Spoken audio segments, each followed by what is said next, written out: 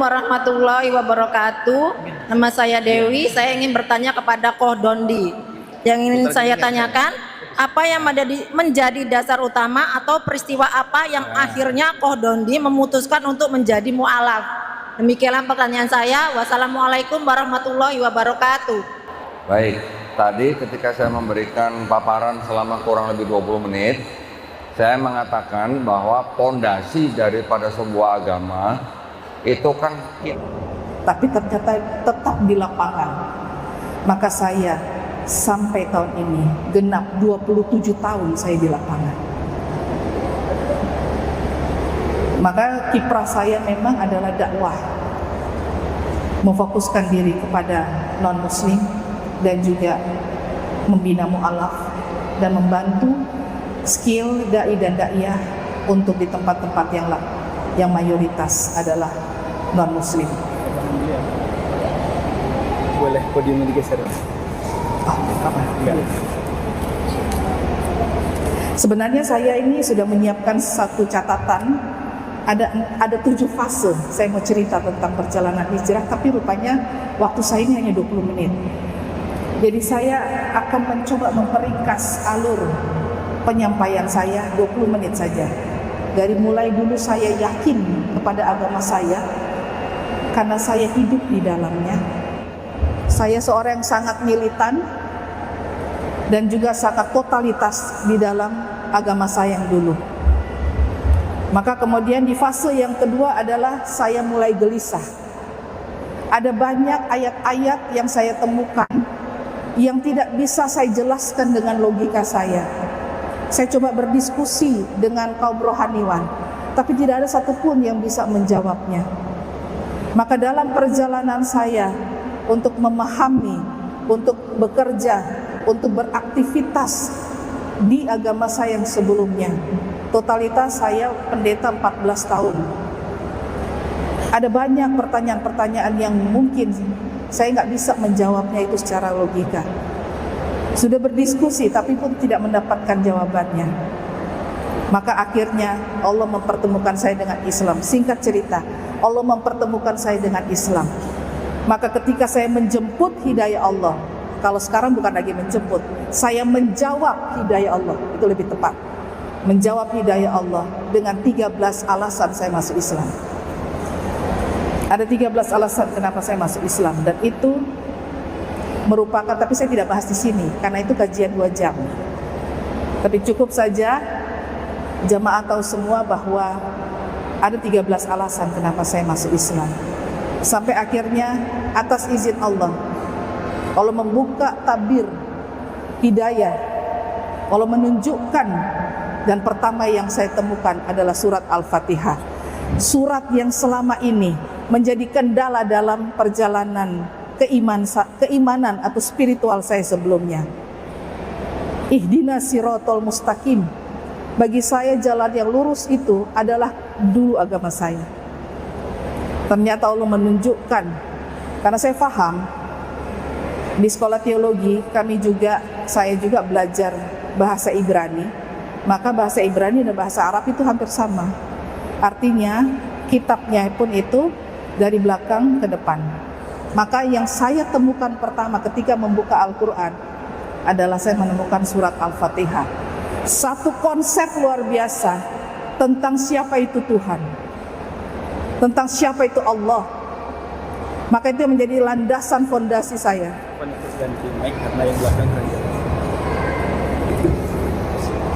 Tes. Maaf, saya ganti mic.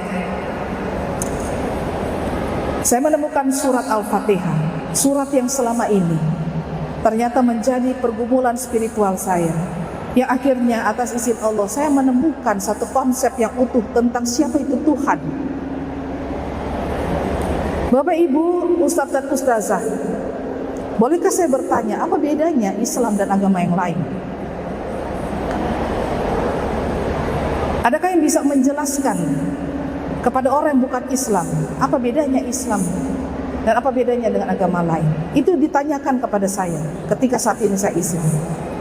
Satu hal yang saya dapat, yang akhirnya mengukuhkan saya untuk memilih Islam adalah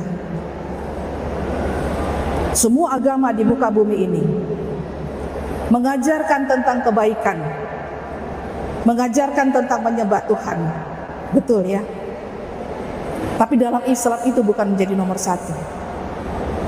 Yang menjadi nomor satu dalam Islam adalah kenal dulu siapa itu Tuhan. Maka dalam rukun iman yang pertama adalah beriman kepada Allah. Kenal dulu siapa Allah. Maka ketika engkau bisa membedakan mana Tuhan dan mana bukan Tuhan, yang bukan Tuhan engkau singkirkan, dan yang Tuhan inilah yang akan disembah secara total. Maka saya katakan itulah yang membedakan antara Islam dan agama yang lain. Kita tidak terlebih dulu menyembah Tuhan. Kita tidak terlebih dulu mengalukan amal-amal kebaikan. Tapi yang terlebih pertama adalah kenal dulu siapa Tuhan. Itu jadi final ketika saya harus memilih Islam.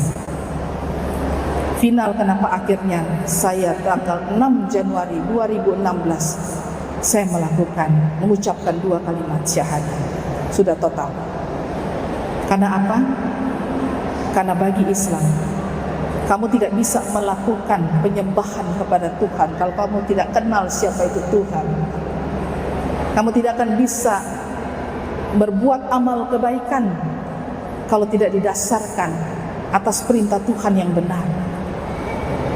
Maka dalam Islam itulah totalitas itu saya nampak. Atas izin Allah, saya tidak akan berbicara lama, kita akan diskusi saja. Menjawab hidayah, saya pertama sekali memilih untuk belajar agama Islam secara terstruktur. Maka saya masuk ke Sekolah Tinggi Ilmu Dakwah Dirosat Islamiyah Al-Hikmah Jakarta Selatan. Supaya apa? Supaya saya paham agama Islam secara terstruktur.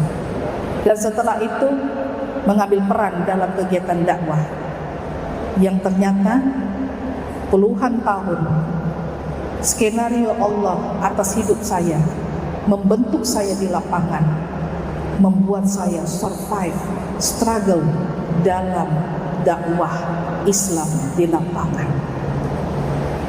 Dan itu saya teruskan berdakwah di lapangan sampai hari ini. Dan kemudian tahun 2020 membentuk yayasan yang namanya Yayasan Isa bin Maryam.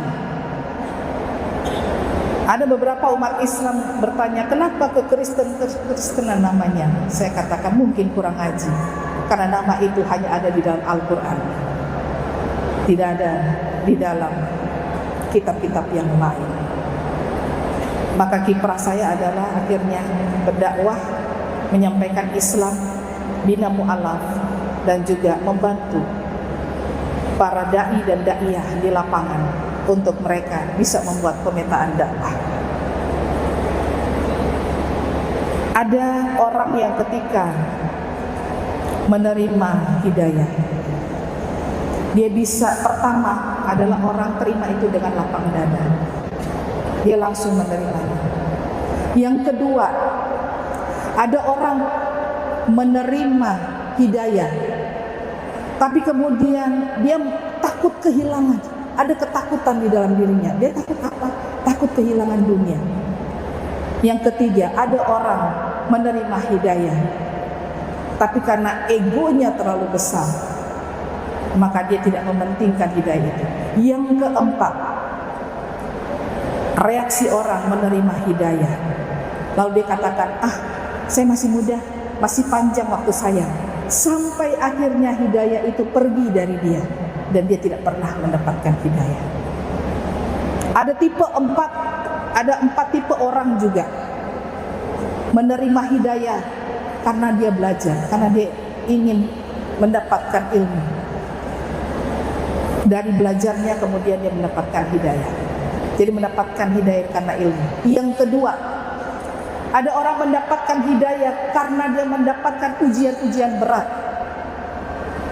Akhirnya dia mendapatkan petunjuk dari Allah dan dia kembali kepada Allah. Dia mendapatkan hidayah karena ujiannya itu. Yang ketiga, ada orang mendapatkan hidayah karena doa dari seseorang yang terus dihantarkan kepada Allah sehingga akhirnya Allah memberikan dia hidayah. Dan yang keempat, ada orang mendapatkan hidayah karena dia menemukan hidayah, kedamaian dari akhlak muslim itu sendiri. Akhirnya dia jatuh cinta dengan Islam dan memilih untuk masuk Islam. Saya yang mantan pendeta diberikan Allah hidayah, maka saya rasa Bapak Ibu jemaah semua yang terlahir muslim tentu jauh lebih mendapatkan kesempatan yang lebih besar untuk hidayah itu. Hanya pertanyaannya, maukah meresponnya atau tidak? Demikian mungkin yang bisa saya sampaikan tentang perjalanan hijrah saya. Semoga apa yang saya sampaikan ini bisa menjadi motivasi, dan insya Allah kita terus memelihara nikmat iman, nikmat Islam. Demikian yang bisa saya sampaikan. Terima kasih. Assalamualaikum warahmatullahi wabarakatuh.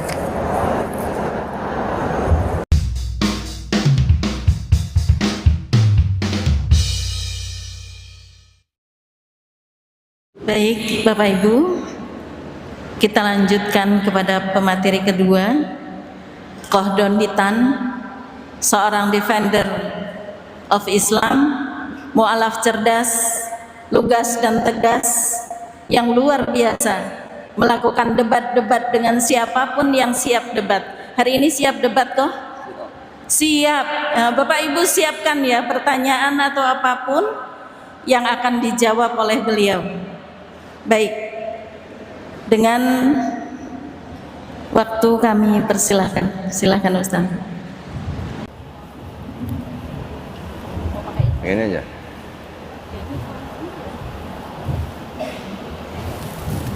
Bismillah. Assalamualaikum warahmatullahi wabarakatuh. Kayaknya banyak yang ngantuk nih. Enggak ya? Assalamualaikum warahmatullahi wabarakatuh. Masya Allah. Allahu Akbar. Masya Allah. Innalhamdulillah nahmaduhu wa nasta'inuhu wa nastaghfiruh wa na'udzubillahi min syururi anfusina wa min sayyiati a'malina may yahdihillahu fala mudhillalah wa may yudlil fala hadiyalah. Asyhadu an la ilaha illallah wahdahu la syarikalah wa asyhadu anna Muhammadan abduhu wa rasuluh. Allahumma sholli wa sallim wa barik ala sayyidina Muhammadin wa ala alihi wa sahbihi ajmain. Amma ba'd. Ibu, saya izin sambil duduk ya, nggak apa-apa ya? Karena saya kemana-mana bawa peti ini. Ini peti saya nih. Peti saya sebagian ini dulu yang nerbitin tempatnya Ustaz Zanevi bekerja nih. Ya, saja ya. Jadi kalau bicara perjalanan hidayah, saya tadi sedikit tergelitik ya dengan keterangan dari Ustaz Zanevi bahwa beliau terlahir Kristen. Betul ya? Betul ya? Saya terlahir Muslim. Cuman dulu saya dikristenkan sama orang tua saya. Ya, jadi kita semua sebenarnya lahir Muslim atau fitrah. Semua manusia terlahir fitrah, dia bisa jadi Yahudi, dia bisa jadi Nasrani, dia bisa jadi Majusi karena orang tuanya, ya. Berarti lahirnya kita apa? Muslim sebenarnya. Cuman dulu kita dikafirkan ya misalnya. Jadi ketika kita bersahadat kembali ya memeluk Islam, sebenarnya kita kembali ke fitrah kita. Ya. Semua manusia lahir fitrah. Jadi kalau saya ditanya, Koh Dondi itu apa? Titelnya apa gitu kalau di belakang? Titel saya di belakang tuh MK. Tahu Bu, MK Bu? Hah? Bukan master Bu, mantan kafir. Mendingan disebut mantan kafir apa mantan muslim? Mantan kafir. Nauzubillah lagi jangan sampai disebut mantan muslim ya. Masya Allah. Nah, saya bersahadat atau kembali ke fitrah tanggal 25 Juli 2014 ya. Waktu itu saya mengalami kira-kira 7 tahun proses ya, proses mencari syahadat. Tapi yang 5 tahun itu sebuah kesalahan. Salah sampai 5 tahun, Pak. Sayang gitu. Buang-buang waktu gitu. 5 tahunnya ngapain? 5 tahunnya dulu saya mengamati Muslim. Nah ya, waktu itu memang Islam juga sedang disorot, banyak difitnah, disebut agama kekerasan dan sebagainya. Sehingga 5 tahun saya mengamati Muslim, saya tidak memeluk Islam. Tetapi ketika 2 tahun berikutnya saya mempelajari Islam, saya mempelajari Quran, konsep ketuhanannya, konsep keselamatannya, kritik teksnya, latar belakangnya, sejarahnya, dan juga saya mempelajari ulang kitab saya yang dulu dari Kristen. Akhirnya saya memutuskan bersyahadat 25 Juli 2014 karena saya yakin pada saat itu Al-Quran tidak mungkin karangan manusia. Dilihat dari beberapa sisi, mau dilihat dari semua sisi bisa. Dari sisi bahasanya tidak mungkin karangan manusia, dari sisi kontennya juga tidak mungkin karangan manusia. Kenapa? Karena bahasa Arab yang ada di dalam Quran juga bukan bahasa Arab sehari-hari, bukan bahasa Arab yang di hadis, beda ya. Penuh dengan keajaiban, banyak syairnya ya. Bahkan juara 1 syair bangsa Quraisy pada saat itu bilang, ini nggak mungkin karangan Muhammad, pasti berasal dari Yang Maha Esa ya. Tapi karena mereka sombong, mereka tidak begitu menerima begitu saja. Nah, saya berpikir pada waktu itu ketika saya mempelajari ulang kitab saya, gara-gara saya menonton videonya almarhum Syekh Ahmed Didat ya. Ketika saya menonton video beliau, saya kaget karena beliau menuduh kitab suci saya ada ayat tambahan ya. Ada ayat sisipan, ada ayat pinjaman ya. Pinjem tapi nggak dibalik-balikin gitu. Ada ayat yang tidak asli katanya. Jadi ketika saya dituduh, kitab saya dituduh ada ayat tidak asli, saya mencari tahu sendiri buktinya ya. Akhirnya saya dapat malah dari kalangan saya sendiri. Nah, masih ingat ini ya saudara ya. Saya dapat beberapa buku ini dari kalangan yang memang tidak biasa ya. Nah, akhirnya saya dapat buku seperti ini. Buku seperti ini yang dianggap sebagai kitab suci kalangan Kristen dan Katolik, ini ada beberapa catatan kakinya atau tafsirnya ya. Ketika saya dapat ini, baru saya mengakui gitu yang dikatakan oleh almarhum Syekh Ahmed Didat itu benar ya. Jadi di dalam kitab suci saya ternyata selain ada ayat tidak asli, juga ada kontradiksi, juga ada plagiarisme.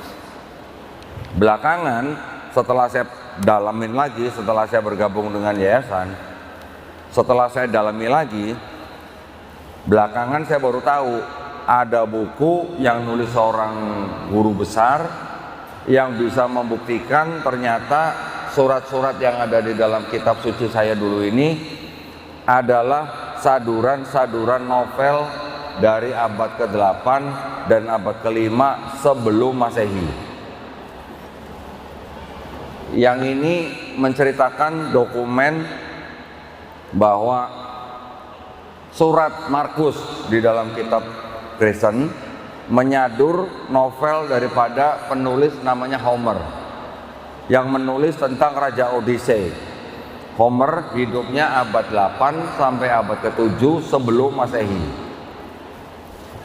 Yang ini penulis yang sama membuktikan bahwa surat daripada Yohanes di dalam kitab itu menyadur novel dari penulis bernama Euripides yang hidup tahun 480 sampai 406 sebelum Masehi, yang menulis tentang Dionysus, anak dewa Zeus.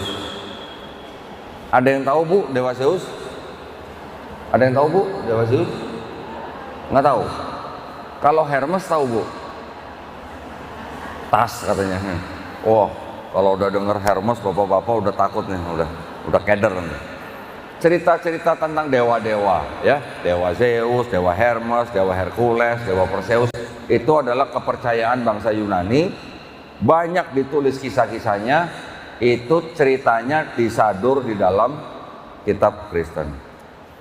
Jadi kalau sebuah kitab disebut kitab suci, dalamnya ada saduran novel, dalamnya ada ayat tidak suci, dalamnya ada kontradiksi, bisa nggak disebut kitab suci? Ya, akhirnya saya waktu itu menemukan sendiri hal-hal seperti itu, sehingga saya akhirnya mempelajari agama yang lain. Ketika saya mempelajari agama yang lain, saya juga baru tahu ternyata kata Kristen itu artinya adalah gelar daripada Yesus. Islam kita juga mengakui atau menyebut Nabi Isa dengan sebutan Al-Masih, ya. Al-Masih dan Kristus itu sama. Ya. Ketika saya pelajari agama Yahudi, Yahudi diambil dari kata Yehuda, anak keempat daripada Nabi Yakub. Ketika saya coba pelajari agama Hindu, Hindu adalah nama tempat dari agama itu berasal di India. Buddha adalah gelar daripada Siddhartha Gautama. Ya. Konghucu, ada yang tahu Konghucu? Itu artinya apa? Hah? Ada yang tahu? Nama nabi ternyata, Kongsi namanya. Ya, nama nabi daripada agama tersebut. Ketika saya belajar Islam, saya pikir nama orang, gelar orang, nama tempat, ternyata bukan. Ternyata artinya apa Islam? Bu? Selamat. Apa lagi Bu? Hah? Apa? Rahmat. Damai. Betul ya Bu ya? Berserah diri, patuh, taat, tunduk. Ternyata artinya itu, bukan gelar orang, bukan nama orang, bukan nama tempat. Kok jangan-jangan ini agama yang benar ini siapa? Kok artinya berserah diri? Suruh berserah diri kepada siapa? Berserah diri kepada pencipta langit, bumi, dan manusia. Ternyata ketika dipelajari ayat-ayat dalam Quran, ternyata banyak ayat-ayat dalam Quran yang dikonfirmasi oleh sains zaman sekarang. Padahal Quran ditulisnya di abad ke-7. Yang mengkonfirmasi sains zaman abad ke-20, 21. Ya, baru-baru kemarin mereka menemukan kok bisa mirip, bisa serupa, bisa sama dengan ayat-ayat di Quran. Berarti kalau begitu mungkin nggak ayat-ayat di dalam Quran itu karangan seorang Nabi Muhammad SAW? Tidak mungkin. Itu yang akhirnya membuat saya berpikir, kalau ada ayatnya tidak mungkin karangan manusia. Ya, walaupun ditulis oleh sahabat-sahabatnya juga manusia, tetapi yang dimaksud adalah kontennya, tidak mungkin karangan seorang manusia. Terus kita mau bersikap apa? Terus kita mau nolak, nggak mau baca, nggak mau ngikutin gitu. Itu yang akhirnya membuat saya dalam tanda kutip ya, menyerah dengan Quran. Kalau ini ternyata ada sadurannya, ada kontradiksinya, ada ayat yang tidak aslinya. Tapi ketika di Quran begitu membuat kita takjub ya, membuat saya takjub waktu itu ya. Bagaimana mungkin seorang nabi yang ummi bisa mengatakan hal-hal yang mungkin pada saat itu tidak dipahami oleh orang-orang yang mendengarnya, tetapi zaman sekarang sains malah mengkonfirmasi, gitu ya. Nah, setelah saya bergabung dengan sebuah yayasan di Surabaya, Yayasan Pembina Mu'alafat Tauhid, kurang lebih dari tahun 2022, 23, 24, yayasan itu memerintahkan saya untuk berdebat dengan para pendeta. Tugas saya berdebat dengan pendeta, setahun minimal 2 kali. yayasan yang bayar, pendeta diongkosin, kamar kasih yang bagus, makanan kasih yang enak, pulang diamplopin, amplop isi Pak, bukan amplop kosong Pak. Ya, untuk apa berdebat? Supaya kita bisa berdakwah.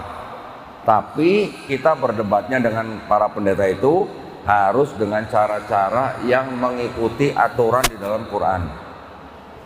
Kita tidak boleh menghina sesembahan mereka, ya. Kita tidak boleh mencaci maki sesembahan mereka. Kenapa?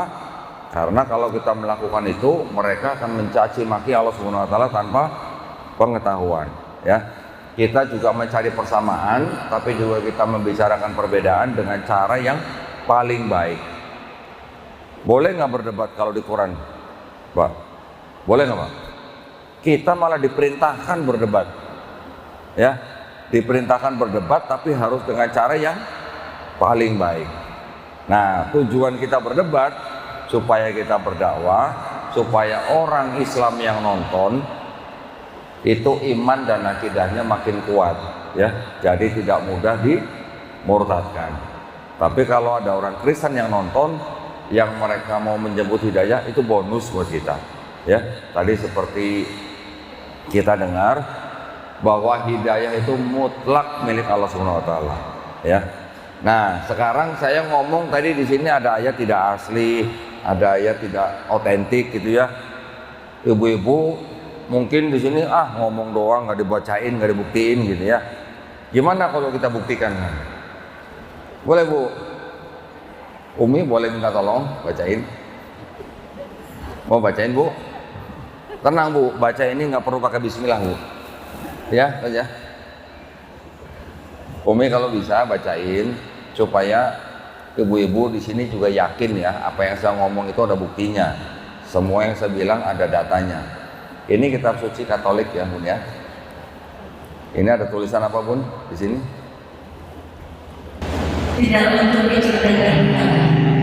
Tidak untuk diperdagangkan. Berarti orang biasa jemaat tidak bisa beli ini, ya, tidak bisa beli di buku toko buku. Ini dengan pengantar catatan lengkap ya Bun ya. 2009 dipersembahkan kepada umat Katolik Indonesia oleh Direktorat Jenderal Bimbingan Masyarakat Katolik, Departemen Agama Republik Indonesia. Resmi ya Bun ya. Nah, ini di kitabnya orang Kristen dan Katolik itu ada dua bagian, ada perjanjian lama, ada perjanjian baru, ya. Kalau di Quran ada nggak Al-Quran lama, Al-Quran baru Bu? Oh nggak ada ya. Yang ini perjanjian lama diambil dulu dari kantornya Ustazah Nevi, ya, LAI, ya, untuk apa namanya perjanjian lamanya. Di dalam kitab ini yang mengajarkan tentang konsep Trinitas. Pernah dengar Umi Trinitas? Umi tahu Trinitas? Pernah dengar Trinitas? Ya, satu-satunya ayat yang mengajarkan konsep tentang Trinitas di dalam kitab ini atau kitab ini itu ada di surat, yang saya pakai surat biar Bapak Ibu familiar ini. Ada di surat namanya surat 1 Yohanes pasal 5 ayat ke-7. Kebaca nggak yang merahnya? Sebab ada 3 yang memberi kesaksian dalam surga, Bapa, Firman, dan Roh Kudus. Dan yang ketiganya adalah 1, 8, dan ada 3 yang memberi kesaksian di bumi. Nah, tadi disebutkan ada Bapa, Firman, dan Roh Kudus, dan ketiganya 1. Paham nggak Pak? Paham? Bapa Tuhan, Yesus Tuhan, Roh Kudus Tuhan, tapi bukan 3 Tuhan, tapi 1 Tuhan Pak. Paham nggak Pak? Ibu paham? Bener Bu, paham? Bukan 3 Tuhan loh Bu, 1 Tuhan loh. Paham Bu? Tapi ada 3, Bapa, Yesus, Roh Kudus. Beneran paham nih Bu nih? Ada yang paham? Alhamdulillah nggak paham. Kalau paham saya curiga sebenarnya. Bagaimana bisa di Bapa, Firman, Roh Kudus bukan 3 Tuhan, tapi 1 Tuhan? Bapa Maha Kuasa, Yesus Maha Kuasa, Roh Kudus Maha Kuasa, tapi bukan 3 Maha Kuasa, tapi 1 Maha Kuasa. Pusing-pusing gue. Ayat ini ternyata ada catatan kakinya, Bu. Boleh, Bun? Tolong bacain, Bu, yang ini.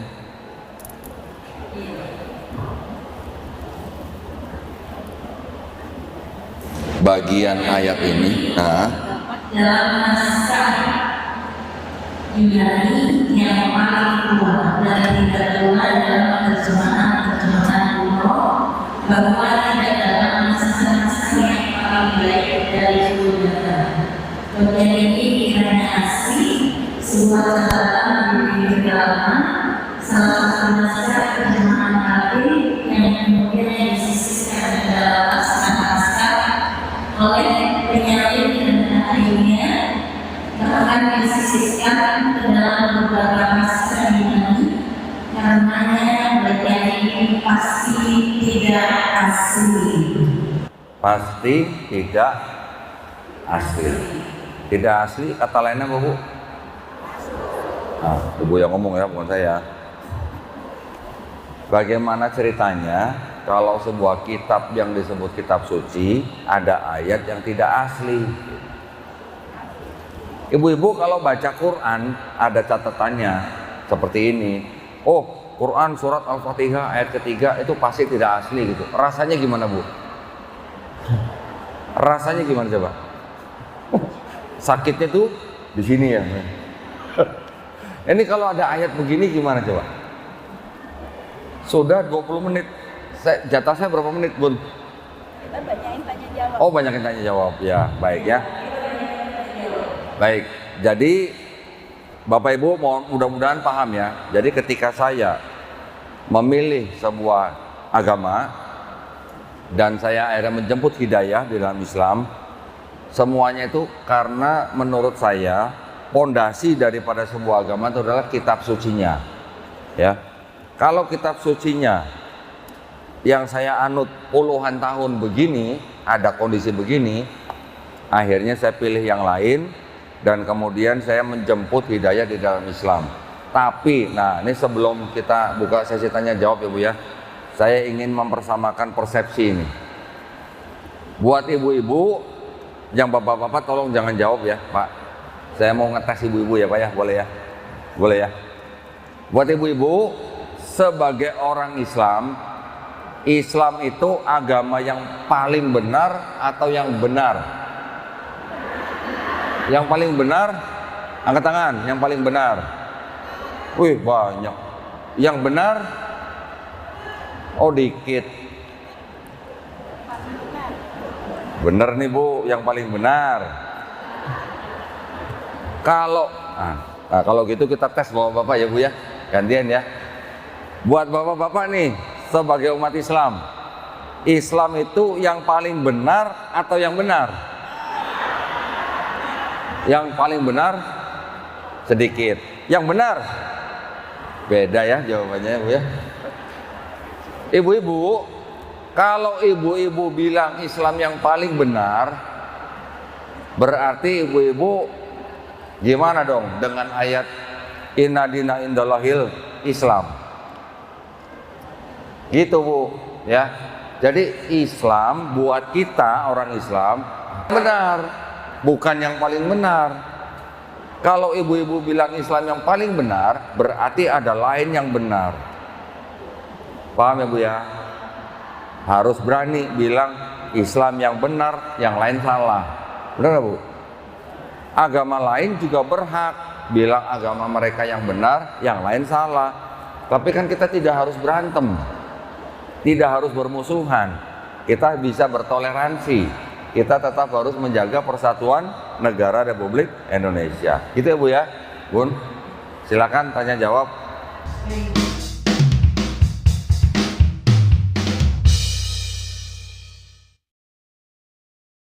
Bismillahirrahmanirrahim. Assalamualaikum warahmatullahi wabarakatuh. Saya nama Surya. Ini saya mau kasihkan pada Bu Nevi yang dulunya di LAI Bu ya. LAI itu kalau nggak salah Lembaga Alkitab Indonesia.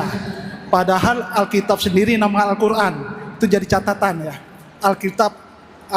Al-Quran sendiri dikatakan Alkitab. Harusnya itu Lembaga Bible Indonesia. Itu catatan. Mungkin Bu Nepi itu satu. Yang kedua, di Bible itu ada kata Allah, Rasul, Roh Kudus, Nabi, dan nama-nama Islam. Padahal itu adalah terjemahan dari kitab aslinya yang dari Yunani. Mohon maaf, saya senang lihat di medsos itu komal-komal para API yang itu Bang Juma, Dondi, Koh Dondi. Saya senang dengar itu. Jadi bisakah kata Allah, kata Rasul, kata Roh Kudus itu diganti? Kenapa? Kalau kita di pedalaman Islam yang awam, itu mereka pendekatannya dari situ. Oh, ini agamanya sama loh, Tuhannya Allah, ada Roh Kudus. Jadi bisakah itu dikoreksi atau diganti? Itu aja Bu. Makasih ya. Assalamualaikum warahmatullahi wabarakatuh. Ya, bismillah. Insya Allah saya jawab singkat saja. Tapi pertama, kalau dibilang katakan jangan pakai Alkitab. Kata Alkitab, harusnya Al-Bible. Baik. Alkitab itu itu artinya kumpulan. Kitab itu artinya surat-surat. Itu yang dipahami. Saya berbicara berdasarkan pemahaman orang Kristen. Jadi tolong dibedakan. Karena kalau kita mau membahas mendalam harus diskusi sama mereka. Nah, yang kedua, tidak boleh memakai kata Allah. Jadi itu memang sempat didiskusikan panjang persoalan kata Allah ini. Jadi itu memang sempat mau diganti dengan kata Tuhan. Tapi mungkin nanti insya Allah Pak Dodi bisa lengkapi. Tetapi dari sepengetahuan saya, ini masalah teologis. Jadi kalau masalah teologis, Ustadz, berarti Anda pun harus membuat satu rekomendasi. Ini kalau untuk ke lembaga, berarti rekomendasi dari lembaga untuk menghilangkan kata Allah itu. Dan saya dengar saat ini itu sudah dalam proses atau sudah berproses dan sudah final, itu diganti kata Tuhan. Seperti itu ya. Jadi ada Allah dengan semua huruf besar, ada Allah yang A-nya huruf besar, ada Tuhan semuanya huruf besar, ada T saja yang besar, yang lainnya huruf kecil. Nah, semua itu memang sudah melakukan rangkaian seminar untuk hal itu. Tapi selebihnya saya memang belum terlalu mendalam lagi untuk masuk ke Lembaga Alkitab Indonesia untuk terjemahan ini. Untuk semua ketahuan bersama, saya dulu di Lembaga Alkitab Indonesia itu, saya sebagai Kepala Bidang Komunikasi, itu saya di departemen yang mengadakan fundraising besar-besar untuk penyebaran Alkitab.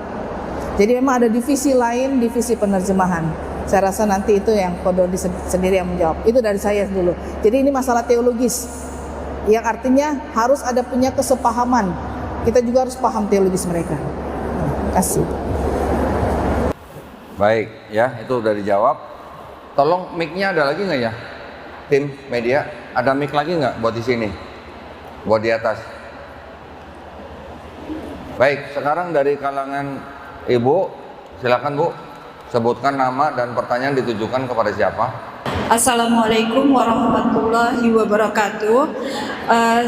Saya Fenty Novianti dari unit A2A. Pertanyaannya untuk Ustazah Nevi. Izin bertanya ya Ustadz, bagaimana cara Ustazah beristiqomah atau bertahan dengan agama Islam di tengah-tengah keluarga yang non muslim Ustazah? Itu aja.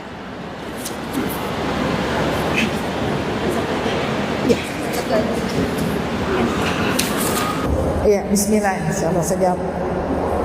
Istiqomah saya insya Allah adalah pasti untuk iman itu ada up and down. Jadi untuk menjaganya itu adalah pertama tetap bersandar kepada Allah, kemudian mengerjakan sholat, ketaatan di dalam circle. Maka tadi saya mengatakan untuk istiqomahnya saya itu ada saya di fase dakwah.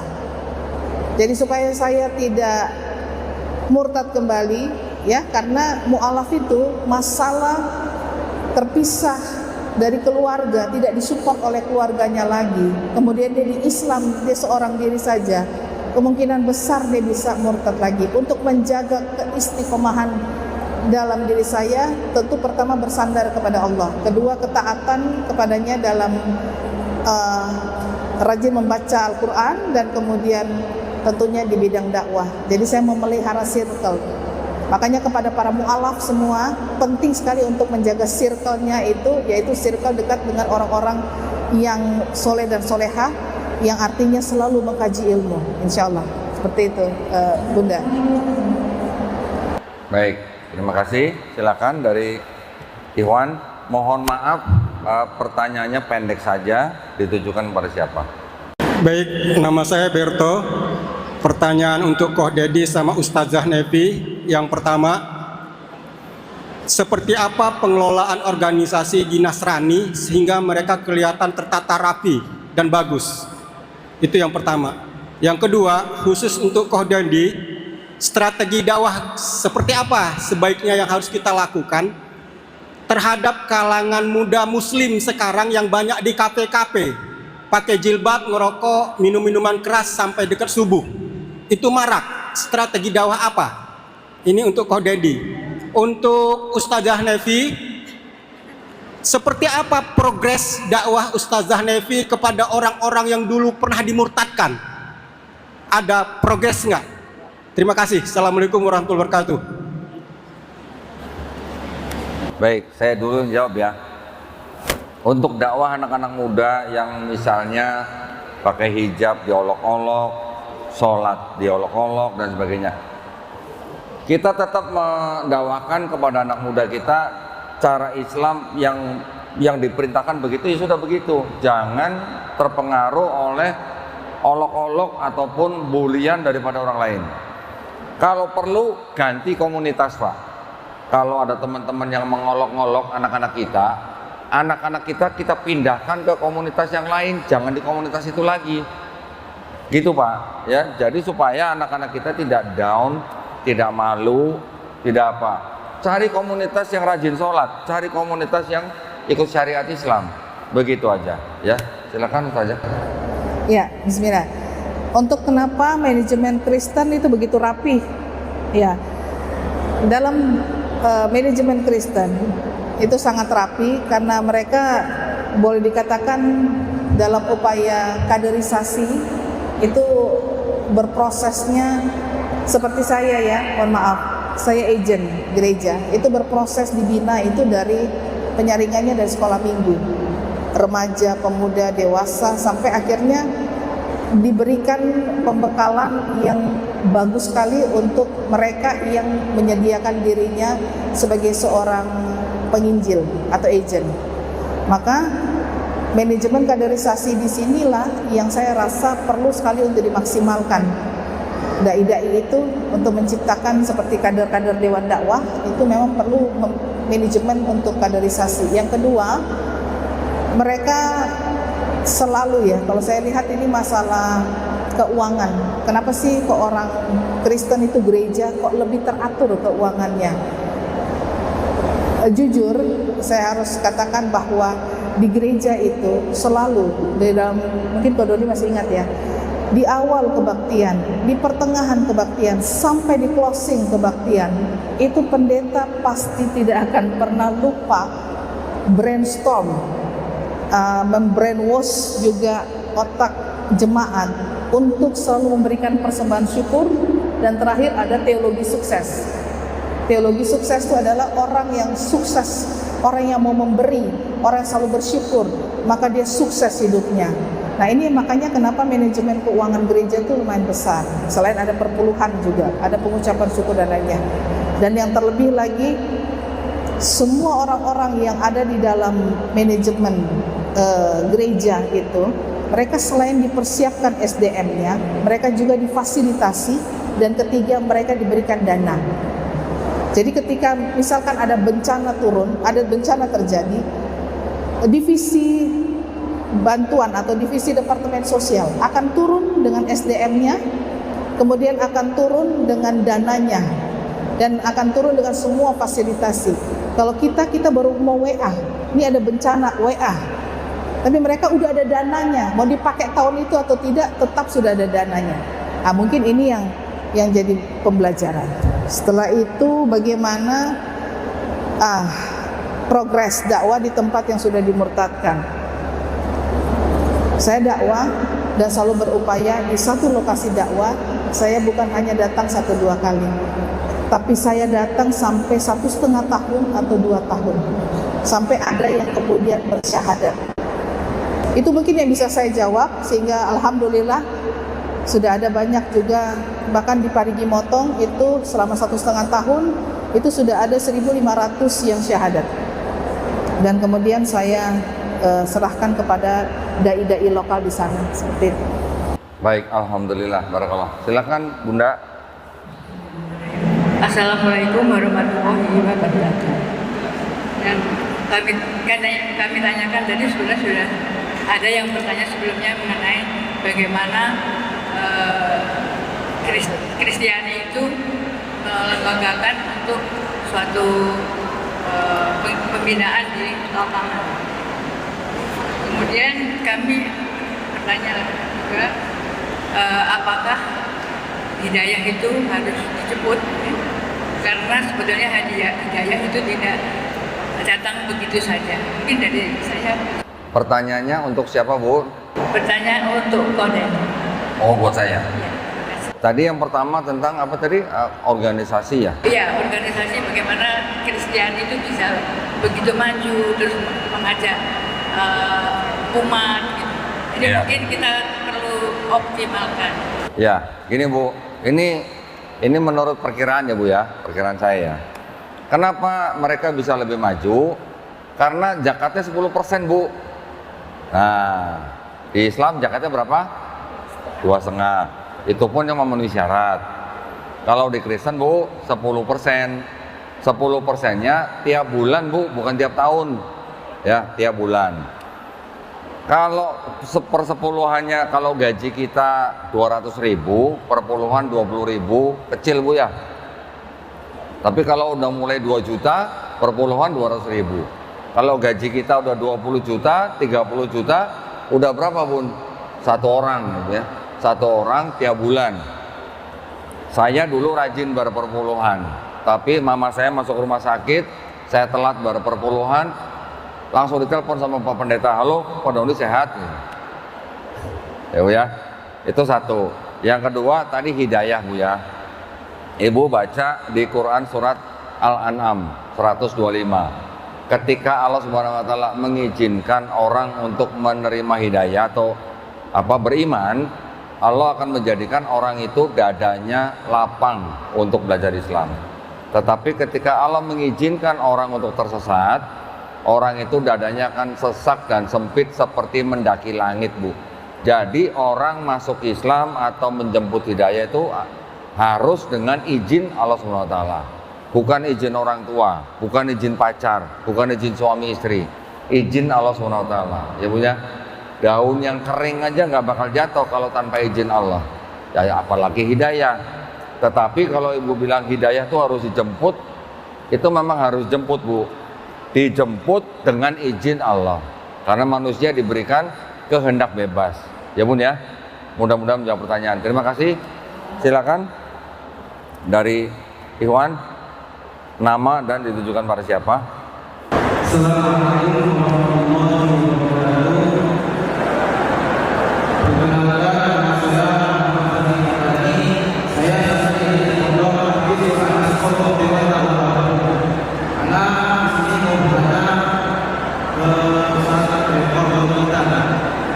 Di pondok kami ada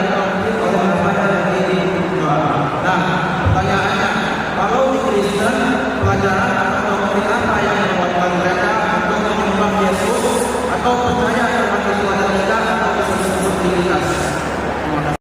Suaranya kurang jelas, tapi kalau nggak salah tangkap, bagaimana mereka kok percaya Yesus gitu ya? Oh, nah tolong.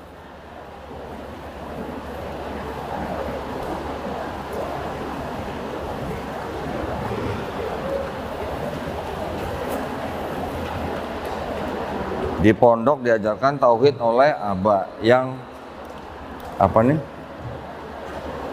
Kalau di Kristen pelajaran atau doktrin apa yang menguatkan mereka untuk menyembah Yesus, percaya Tuhan itu ada 3 atau Trinitas? Jangan salah ya, Kristen tidak pernah bilang Tuhannya 3, tidak pernah. Bahkan Kristen yang percaya Trinitas pun mereka bilang Tuhannya Esa, Tuhannya 1. Betul ya maksudnya? Orang Kristen tidak akan bilang Tuhannya 3. Yang 3 itu pribadinya gitu ya, tapi satu hakikat gitulah. Ya yang mau pusing-pusing silakan. Tapi Kristen itu secara umum sebenarnya terbagi, yang sekarang ini kita tahu ada 3 kelompok utama. Yang pertama kalangan Trinitas, yang tadi bilang Tuhan itu Esa, Bapa itu Tuhan, Yesus Tuhan, Roh Kudus Tuhan, tapi bukan 3 Tuhan tapi 1 Tuhan.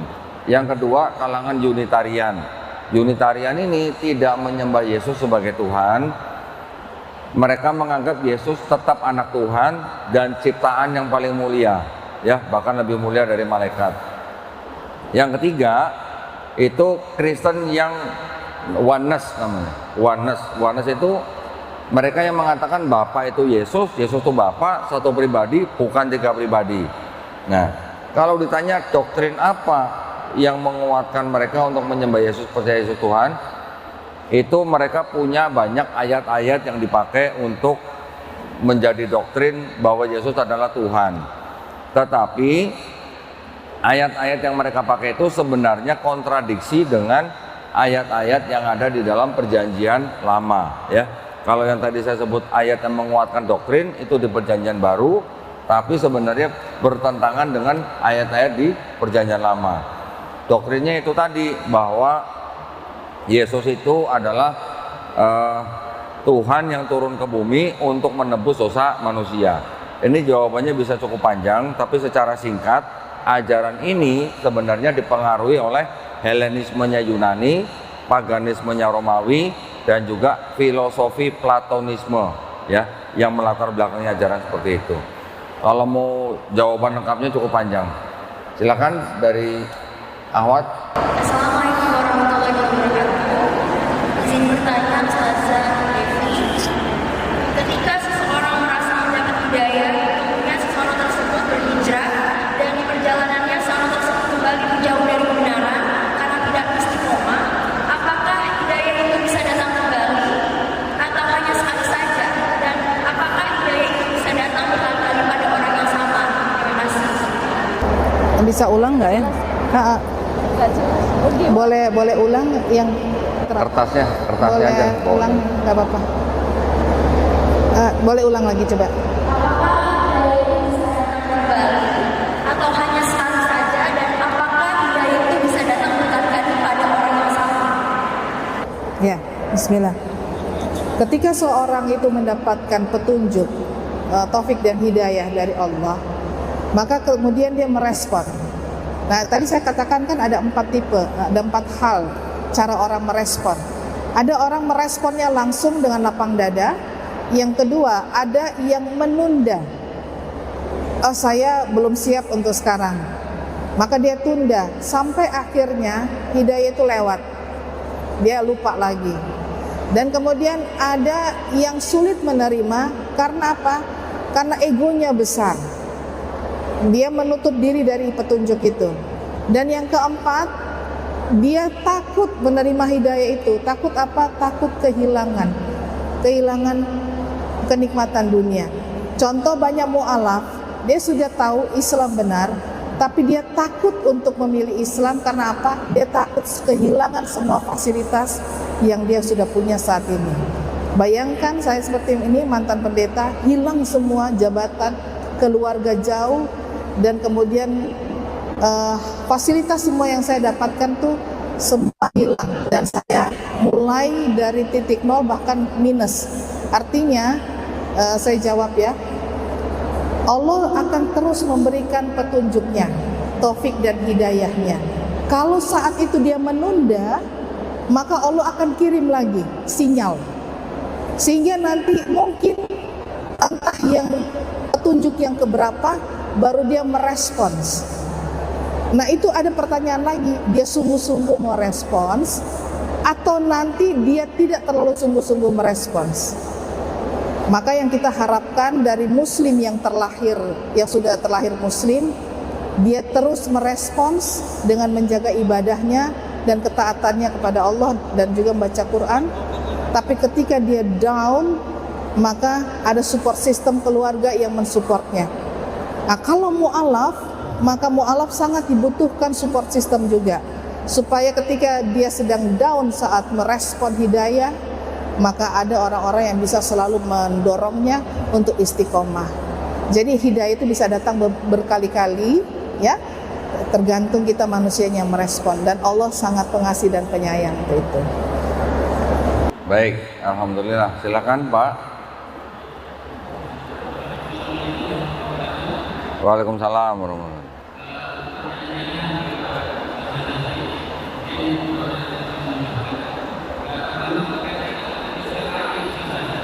Kenapa setiap tahunnya terjadi perbedaan terjemahan Alkitab itu sendiri? Saya banyak belajar dari video dari Kodonita, ternyata setiap tahun itu berbeda-beda dengan makna atau terjemahan dari Alkitab, isi dari ayat-ayatnya. Itu yang pertama. Yang kedua, apakah orang-orang yang ada di LAI tadi itu menyadari ada ayat-ayat yang kontradiksi dan mereka mengetahui tentang sejarah penulisan Alkitab? Itu saja Ustazah. Assalamualaikum warahmatullahi wabarakatuh. Saya tangkap pertanyaannya tuh, apakah orang LAI menyadari ada kesalahan terjemahan, kontradiksi, ada hal kontradiksi, betul? Terkait tugas LAI, Ustazah, kenapa setiap tahun terjadi terbitan yang berbeda makna atau ayat dari isi-isi dari Alkitab? Jadi terbitan tahun 85 berbeda dengan tahun 2000, berbeda tahun 2025, seperti itu. Itu yang pertama. Yang kemudian yang kedua adalah apakah orang-orang LAI ya itu menyadari? Maaf, agak dekat Pak ngomongnya. Oh ya, maaf. Apakah orang-orang yang ada di LAI itu menyadari ada ayat-ayat yang kontradiksi? Dan apakah mereka juga tahu tentang sejarah penulisan Alkitab? Ya baik, saya singkat. Pertama, memang terjemahan Alkitab itu mengalami revisi berkali-kali. Jadi ketika mengalami revisi, ada potongan-potongan kalimat atau kata yang berubah atau bahkan ada yang hilang, maka itu merubah makna. Itu yang pertama. Kemudian kedua, apakah orang LAI sadar? Ini yang menunjukkan bahwa Allah, Islam itu luar biasa menjaga kemurnian firman Allah. Beda dengan kitab-kitab lain, pasti ada kesalahan. Pernah tahun Alkitab tahun 90-an itu pernah ditarik besar-besaran karena kesalahan yang sangat banyak di Alkitab itu. Kalau nggak salah tahun 90-an itu ditarik lagi semua dan direvisi sekali lagi. Jadi ini menunjukkan kalau orang berakal, maka Islamlah yang kemurnian Al-Qur'annya terjaga. Bahkan Allah menyediakan para hafiz Quran untuk terus menjaga Al-Quran itu. Itu kemenangan Islam seperti itu. Dan Allah menunjukkan bahwa di luar Islam, di luar Al-Quran pasti ada banyak kesalahan. Dan bisa saja orang LAI sadar ataupun tidak sadar. Kalau sadar ya segera ditarik Alkitabnya, kalau tidak sadar ya sudah, itu nanti menjadi satu koreksi untuk revisi berikutnya. Baik, silakan dari Ibu. Assalamualaikum warahmatullahi wabarakatuh. Perkenalkan, nama saya Sari. Saya ingin bertanya ke Kododi. Kododi, saya salah satu orang yang sering sekali nonton channelnya Kododi. Nah, dari situ kadarulahnya saya jadi dapat ilmu banyak dan nambah mantap sama Islam. Tapi sebulan lalu saya berkunjung ke Jogja ke tempat adik saya.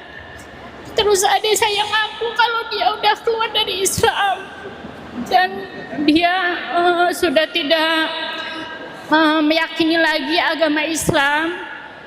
Dan karena saya sering lihat video Ko Dondi, kira-kira ada rasa kepingin dakwain adik saya, tapi dia seperti menutup jalan komunikasi gitu.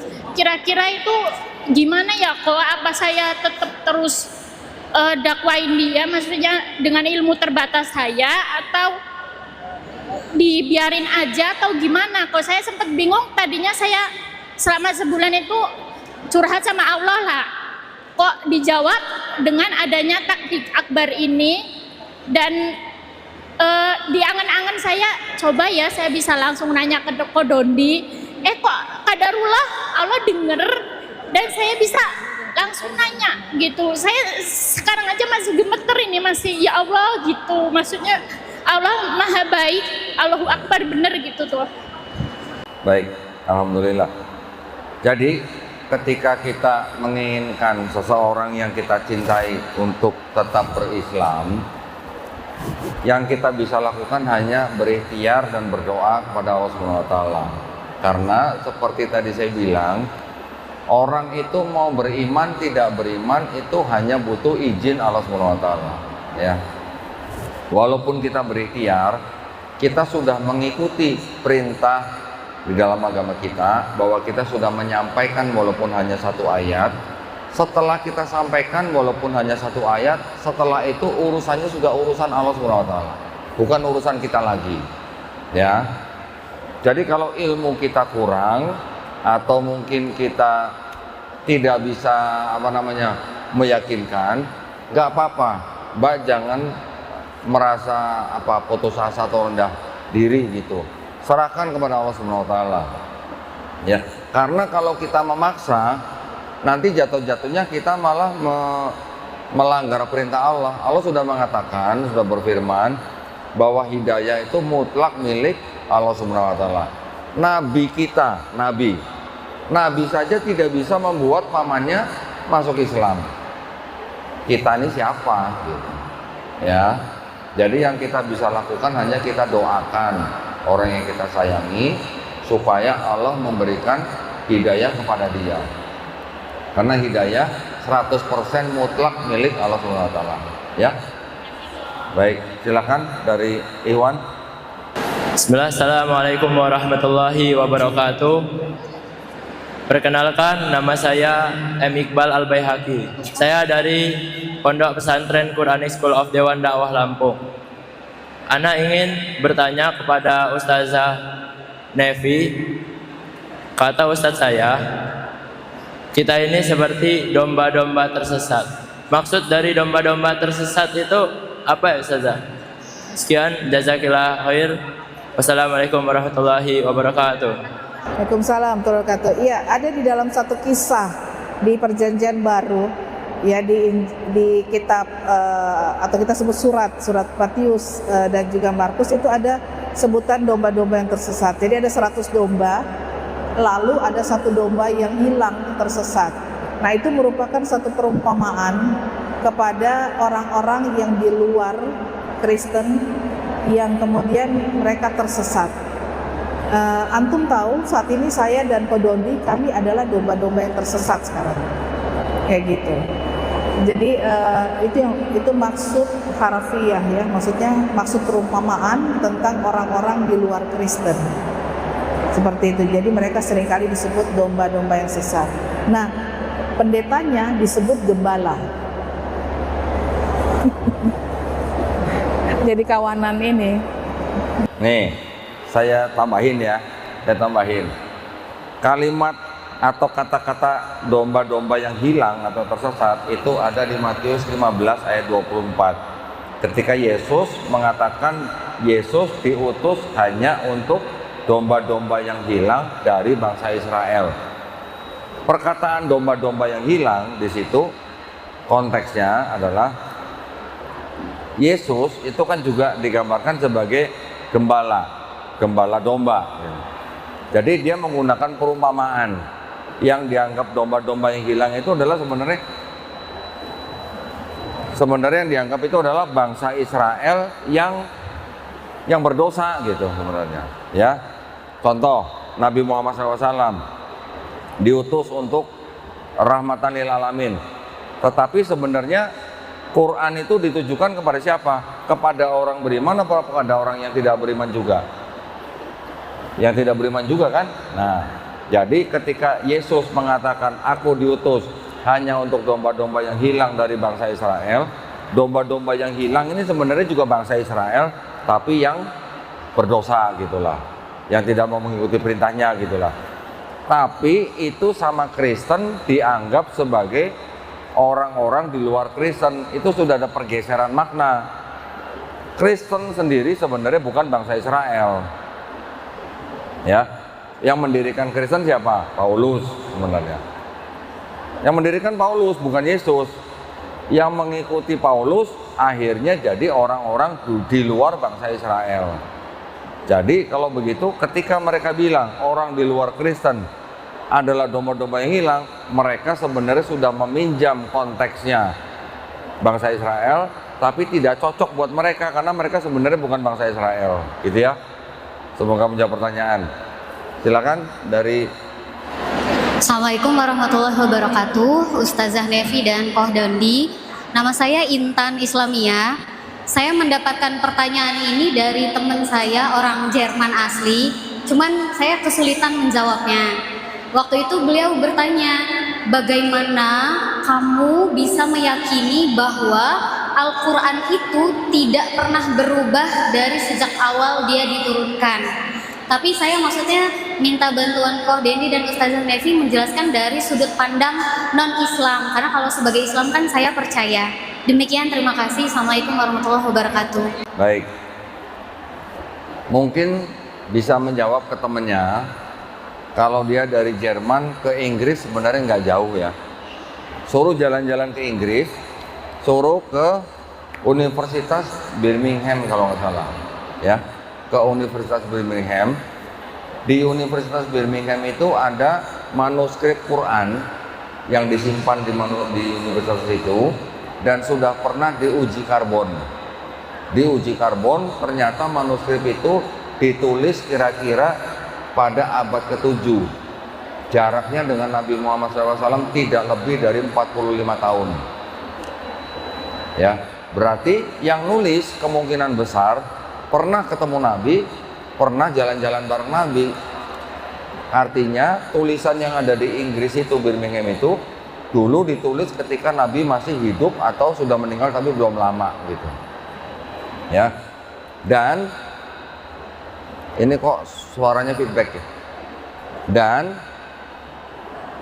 minta tolong orang yang bisa baca tulisan Arab yang tanpa tanda baca. Udah mati. Cari orang yang bisa baca huruf Arab, istilahnya Arab gundul gitu. Suruh baca tulisan yang di Birmingham itu sama nggak dengan yang baca kita sekarang untuk baca Quran. Itu sama, ya. Dan tidak cuma di situ, ada lagi nanti yang di tempat lain. Juga dokumen-dokumen itu huruf Arabnya semua sama. Yang membedakan tanda bacanya. Nah, kita yang tanda baca itu yang membedakan vokal, itu yang kita kenal dengan qiraat sabah. Tahu ya, sudah paham kan? Variasi bacaan tahu kan? Contoh misalnya di Indonesia bacanya Malik Yaumiddin. Di Maroko Malik Yaumiddin, panjang pendek. Walaupun artinya sedikit berbeda, tapi tidak merubah makna satu ayat, gitu ya. Kira-kira gitu jawabnya, bisa ya? Baik, silakan. Kita tahu bahwa saat orang mualaf itu ada orang-orang yang benar-benar tercerabut dari akar sosial dan ekonominya. Ada juga yang masih punya kemudian layak. Yang saya tanyakan itu di mana sebenarnya tahap kritis? Ya, di mana tahap kritis pada tahap pembinaan ini? Karena kan ada beberapa yang balik lagi. Ada yang semangat tiba-tiba down. Nah, bagaimana kita cara memelihara atau menjaga semangat mualaf-mualaf ini agar semangat dia belajar, atau bahkan menjaga mereka agar tidak balik gitu. Jadi kuncinya itu di mana? Saya kira itu. Baik, begini Pak, tidak semua orang yang menjemput hidayah ketika dia jadi mualaf dia akidahnya langsung bersih. Tidak semua Pak ya. Banyak yang akidahnya langsung bersih, tapi juga ada yang akidah lamanya masih ke bawah-bawah. Itu yang perlu kita bersihkan. Makanya perlu ada kajian pasti. Yang kedua, kalau di yayasan kami, setiap mualaf yang sudah masuk Islam itu kita kirimin guru privat Pak ke rumah masing-masing. Ya, mulai dari belajar sholat sampai dia ikro, sampai dia bisa baca Quran, dan kita monitor. Kemudian kita juga berikan dia komunitas Pak, komunitas yang baru. Karena kalau nggak masuk ke dalam komunitas baru, dia berkutat di komunitas lamanya, yang mungkin akidahnya akidah lama, agama lama, itu bisa kemungkinan dia kembali ketika dia sudah sedang butuh bantuan Pak. Ketika dia sedang butuh bantuan. Tapi kalau dia punya komunitas baru yang seiman, seakidah, dia butuh bantuan, yang nolong juga orang-orang seiman. Gitu maksud saya Pak. Paham Pak ya? Kalau dia berkutat di komunitas lama yang imannya beda, butuh bantuan, kalau mau ditolong dengan syarat dia ikut iman dia, bisa balik lagi Pak. Itu. Tapi kalau dia di komunitas yang tepat, iman akidahnya tambah kuat, kita bina juga, insya Allah dia akan istiqomah. Gitu ya Pak ya. Silakan dari Ibu. Assalamualaikum warahmatullahi wabarakatuh. Nama saya Dewi. Saya ingin bertanya kepada Koh Dondi. Yang ingin saya tanyakan, apa yang menjadi dasar utama atau peristiwa apa yang akhirnya Koh Dondi memutuskan untuk menjadi mu'alaf? Demikianlah pertanyaan saya. Wassalamualaikum warahmatullahi wabarakatuh. Baik, tadi ketika saya memberikan paparan selama kurang lebih 20 menit, saya mengatakan bahwa pondasi daripada sebuah agama itu kan kitabnya.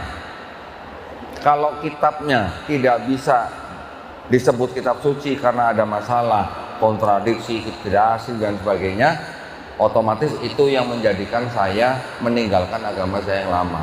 Tetapi alasan saya memilih Islam karena juga kitabnya. Karena kalau saya melihat muslimnya, belum tentu saya masuk Islam.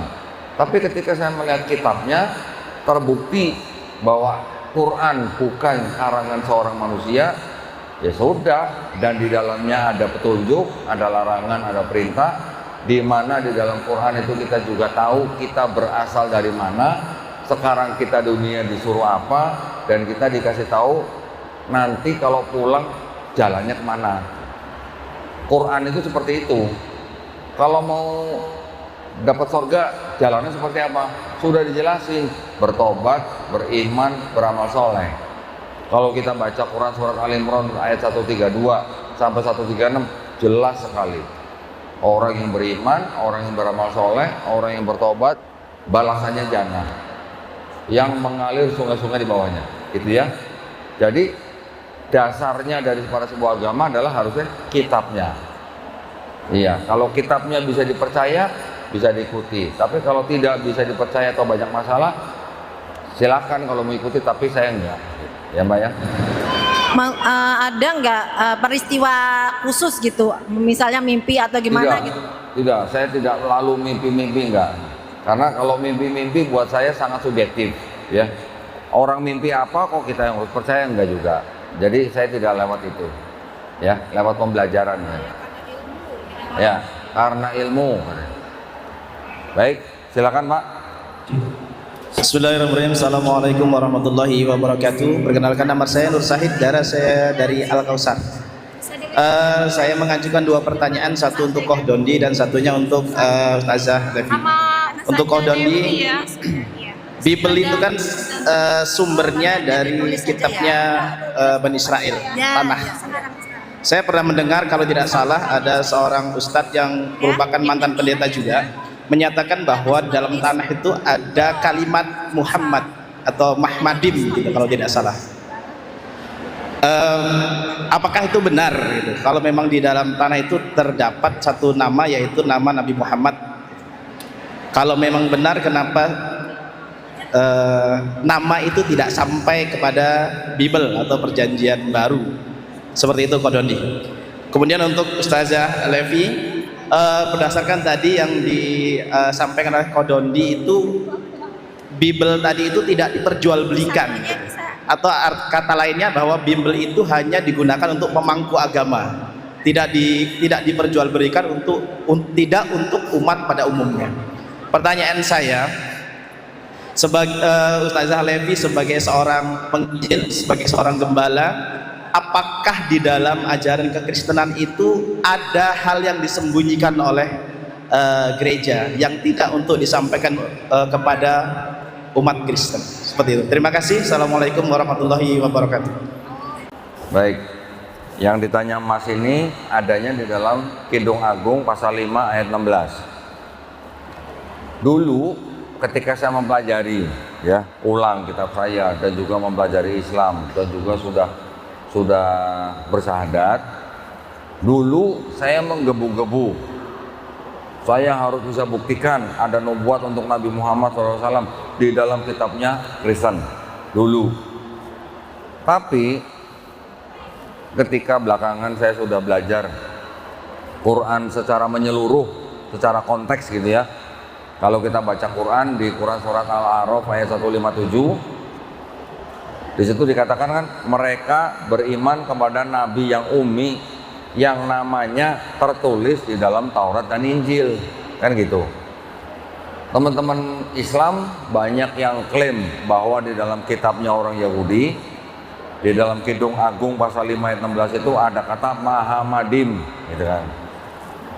Saya dulu juga begitu, senang saya dengan kata itu, ke Mahamadim, ini nubuat untuk Nabi Muhammad SAW. Tetapi setelah saya pelajari secara lebih luas lagi, kata Mahamadim itu sebenarnya dipakai sebanyak 13 kali di dalam seluruh tanah. Kalau ke-13-nya itu saya terjemahkan menjadi Muhammad, cocok nggak dengan satu kalimat atau satu paragraf? Nggak cocok Mas, gitu. Jadi kita juga jujur, kalau kata itu artinya yang terpuji dan itu digunakan di dalam sebuah kalimat yang memang konteksnya bukan menyebut nama orang, kenapa kita harus paksa menjadi nama orang gitu ya? Karena kalau kita mau konsisten, ke 13-13-nya kalau kita sebut itu Muhammad sebagai nama, kita ganti semua dengan nama, terjemahannya jadi nggak cocok Mas ya. Lagi pula kalau saya melakukan hal itu, saya tidak ada bedanya dengan Kristen. Kristen menggunakan kitabnya orang Yahudi, menafsirkan dengan kacamata Kristen, dan mereka pakai kitabnya. Nah, kalau saya melakukan hal itu, apa bedanya sama mereka? Bedanya cuma saya nggak pakai kitabnya Yahudi aja, kalau saya menafsirkan kitab mereka. Tapi poinnya begini, kalau di dalam kitabnya orang Yahudi yang sekarang dan kitabnya orang Kristen yang sekarang tidak ada nama Muhammad, apakah Quran salah? Sudah selesai kan? Itu maksud saya, poin saya ya. Dan Mas mau nggak Quran ditafsirkan oleh orang di luar Islam secara serampangan? Mau? Nggak mau. Yang berhak menafsirkan Quran siapa? Ahli-ahli tafsir kita kan. Yang berhak menafsirkan kitab suci orang Yahudi siapa? Ya rabi-rabi mereka. Yang berhak menafsirkan kitab orang Kristen siapa? Ya pendeta mereka. Kita jangan lompat pagar. Nah, itunya yang kita tidak boleh lompat pagar. Tapi kalau kita bisa membuktikan ada ayat tidak asli yang ngomong kitab mereka sendiri, nah silakan jawab, gitu aja. Kalau saya gitu modelnya, ya. Ustazah Nevi, silakan. Iya. Tes. Nggak bisa nih. Tes. Oke. Baik, sewaktu saya menjadi pendeta, jadi begini, ini supaya untuk pengetahuan semua ya, bahwa gereja-gereja di berbagai denominasi di Indonesia, mayoritas, saya tidak bilang semua, mayoritas, dipersatukan terjemahan yang sama oleh Lembaga Alkitab Indonesia. Walaupun ada juga dari aliran tertentu yang tidak menggunakan terjemahan dari Lembaga Alkitab Indonesia. Kalau di negara-negara lain, tentu Bible-nya ada banyak versi, ada banyak terjemahan yang berbeda dari antara satu denominasi gereja dengan denominasi lain. Pertanyaan antum kepada saya, Ustaz, waktu saya menjadi pendeta, apakah ada yang disembunyikan Mungkin lebih tepatnya ada hal-hal yang tidak bisa untuk langsung diterjemahkan atau dikerjakan kepada jemaat. Ada beberapa kitab-kitab, antara lain seperti Kidung Agung, kemudian ada di bagian tertentu di kitab Yeremia, ada kisah-kisah yang memang itu tidak dimunculkan, tidak diangkat gitu.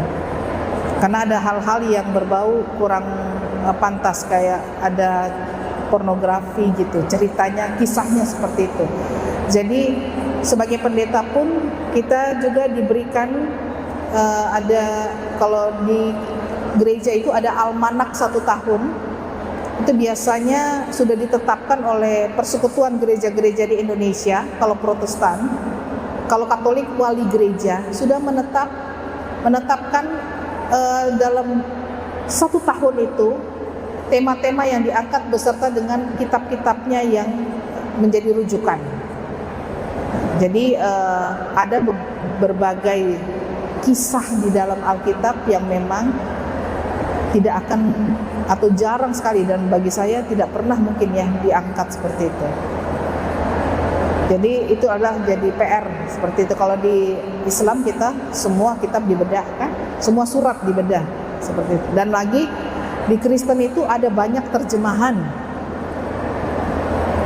Jadi tinggal feelingnya pendeta aja mau pakai terjemahan yang mana, seperti itu. Itu namanya untuk ilmu homiletika, kita punya kebebasan untuk memilih mau pakai terjemahan yang mana. Demikian Ustadz yang bisa saya sampaikan. Ya, jazakallah khair. Saya termasuk orang yang memandang sebuah agama dengan secara rasional. Yang saya maksud rasional berarti apa? Ajarannya dan bukti-bukti yang bisa dipercaya daripada agama itu sendiri. Makanya ketika saya bersyahadat memeluk Islam, saya sudah begitu yakin bahwa tidak mungkin Quran karangan manusia, karena saya mempelajari baik dari sisi ilmu pengetahuan. Buat Bapak Ibu yang katanya disebut Islam turunan gitu ya Bu ya. Berarti kalau saya Islam tanjakan gitu. Enggak lah, semua sama aja ya. Semua muslim adalah orang yang berserah diri kepada Allah Subhanahu wa taala. Tetapi yang paling penting buat kita, nikmat iman Islam itu adalah nikmat yang paling tinggi dari apa? Dari nikmat harta. Lebih tinggi juga dari nikmat apa? Nikmat sehat.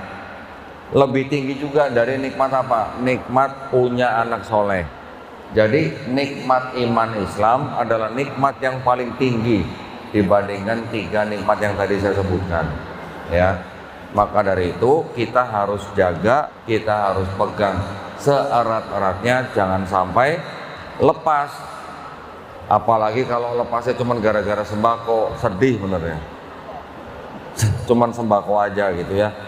Makanya kita juga sebagai umat Islam yang berkemampuan, kita juga tidak boleh membiarkan saudara-saudara kita yang kekurangan sehingga sampai-sampai mereka menggadaikan iman hanya gara-gara perut lapar ya. Jadi mari kita sama-sama bersinergi, saling menjaga, saling melindungi, supaya kita sama-sama dijadikan satu umat oleh Allah Subhanahu wa taala, yang mana kita akan berjumpa di jannahnya nanti, yaitu surga yang luasnya seluas langit dan bumi, yang sudah disediakan bagi orang bertakwa. Orang bertakwa itu yang seperti apa? Orang bertakwa itu yang berinfak di waktu yang lapang dan di waktu yang sempit. Ya. Dan juga orang bertakwa itu orang yang bisa menahan amarahnya, dan juga orang yang bisa mengampuni kesalahan orang lain. Itu yang sudah disediakan jannah bagi Allah SWT, bagi orang-orang yang bertakwa ya, dengan surga yang mengalir sungai-sungai di bawahnya. Barakallahu fikum, semoga kita semuanya dilindungi dan dirahmati Allah Subhanahu wa taala. Semoga kita juga dijadikan golongan manusia yang beriman dengan apa yang sudah diturunkan Allah Subhanahu wa taala melalui Rasulnya, dan insya Allah kita dijadikan golongan manusia yang menjadi saksi keesaan Allah Subhanahu wa taala. Barakallahu fikum, saya kembalikan ke Umi. Ya, bismillah. Untuk menjaga istiqomah, kenapa kok mu'alaf terlihat lebih kuat dari yang muslim keturunan? Tapi saya harus jujur juga, ada banyak mu'alaf juga yang tumbang. Karena itu tadi saya katakan tentang hidayah. Ada banyak orang yang menjemput hidayah, tapi kemudian tiba-tiba dia melalaikan petunjuk itu. Bisa. Maka dalam perjalanan hidupnya, spiritualnya, saya maksud spiritual ya, maka dia bisa melepaskan hidayah itu. Bersyukurlah yang terlahir muslim, karena itu mendapatkan hak privilege, di mana dia terlahir sudah selamat muslim. Cuma harus diingatkan juga bahwa hidayah itu bisa pergi dari hatinya. Banyak muslim juga yang akhirnya keluar dari Islam. Banyak mu'alaf menerima hidayah, tapi kemudian dia melalaikan lagi. Dia menunda untuk belajar, dia menunda untuk menjalankan syariat, karena dengan pemahaman saya mu'alaf. Banyak seperti itu. Maka kalau bagi saya sendiri, saya berbicara tentang pribadi saya, menjaga supaya tetap di jalan Islam, tidak lain adalah meminta pertolongan Allah Subhanahu wa taala. Yang kedua, supaya istiqomah lagi adalah ambil peran untuk berdakwah. Dakwah itu jangan dilihat sesuatu yang menakutkan, tapi dakwah itu adalah bagaimana ketika kita menerima ilmu, diamalkan, disampaikan. Seperti itu. Dan saya boleh jawab sedikit pertanyaan terakhir ini. Bagaimana yang muncul dalam pikiran, dalam peralihan dari agama yang sebelumnya? Yang muncul dalam pemikiran saya, tentunya adalah bagaimana supaya konsep keimanan, saya kan bermasalah dengan masalah konsep ketuhanan. Maka bagaimana ketika sudah menemukan sejatinya Allah itu sebenarnya, maka Allah itu ditanamkan di dalam pikiran dan dalam hati. Caranya adalah selalu dekat dengan Allah, itu aja. Kalau tanya dekatnya caranya kayak gimana? Allah sudah siapkan kita sholat 5 waktu. Masalahnya saya juga sering up and down, tapi selalu ada rumus istighfar. Maka rumus istighfar itu saya pakai, dan kemudian istiqomah terus untuk taat dalam jalan-jalan yang sudah Allah berikan. Dan terakhir sekali closing, bagi siapapun yang membina mu'alaf saat ini, Rasulullah SAW kepada para sahabat, persiapan mereka 13 tahun. Rasul membina para sahabat tuh 13 tahun. Jangan berikan 13 tahun itu langsung kepada mu'alaf, harus bisa.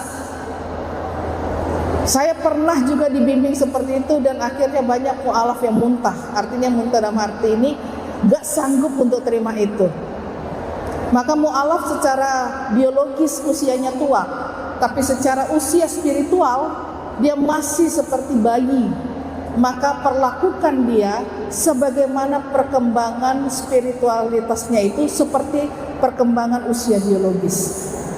Jadi bina dia, jangan semua harus 13 tahun Fatu Makkah dan Madinah itu harus bisa dalam waktu 1 bulan, harus bisa dalam waktu 1 tahun. Makanya banyak mu'alaf yang keluar, yang lari karena saking gak sanggupnya. Maka buatlah pertama, jawab why-nya.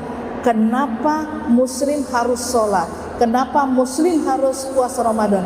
Why-nya semua itu dijawab. Ustadz dan ustadz tidak usah suruh mereka untuk menjalankan syariat, dengan sendirinya dia akan jalankan. Tanamkan keimanan Islam bertahap. Itu aja pesan saya. Demikian, terima kasih. Mohon maaf atas segala kekurangan dan kesalahan, atas penyambutan dan apa yang kami berikan. Semoga dengan waktu kita akan bersama kembali dalam keadaan yang lebih spesial lagi, lebih banyak waktu lagi